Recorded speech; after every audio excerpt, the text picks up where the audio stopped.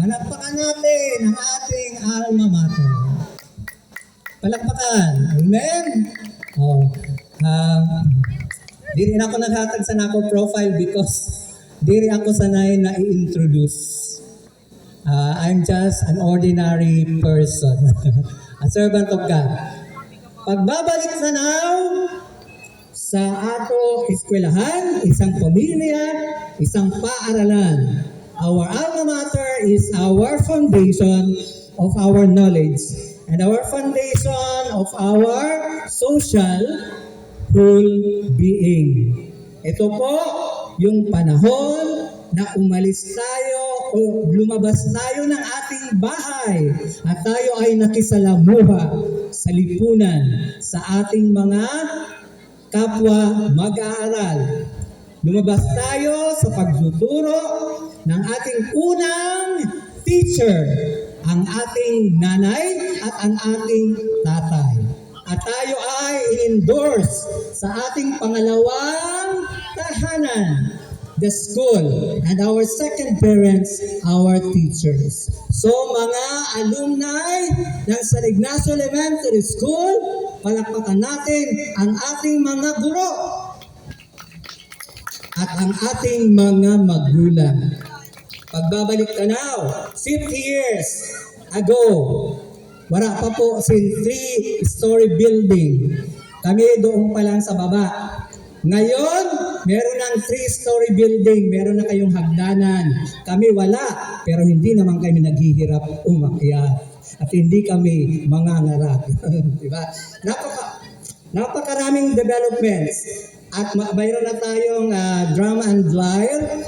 At saka dumadami na rin ang mga estudyante. Balikan natin lagi-lagi ang ating eskwelahan.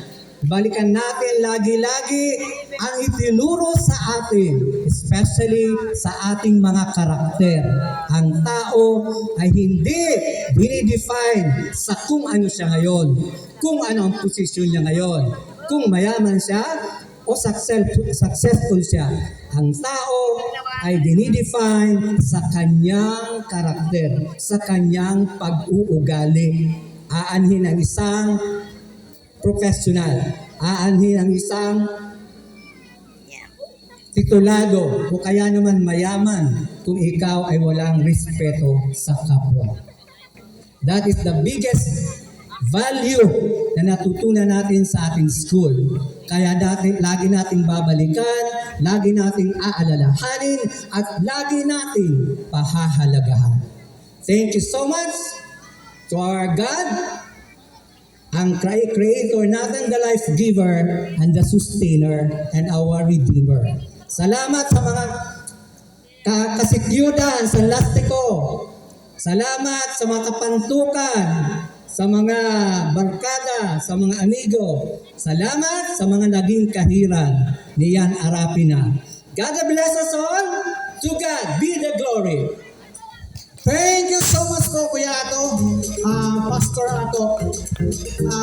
Kagayod sa kanyang mensahe. Di ba? Balikan ang magkasararo. Ang natanda ko talaga ang core value. The core value. Actually, pagdaghali yun sa mga teachers nato. Kaya pasalamat kita sa mga naging teachers po nato sa elementary.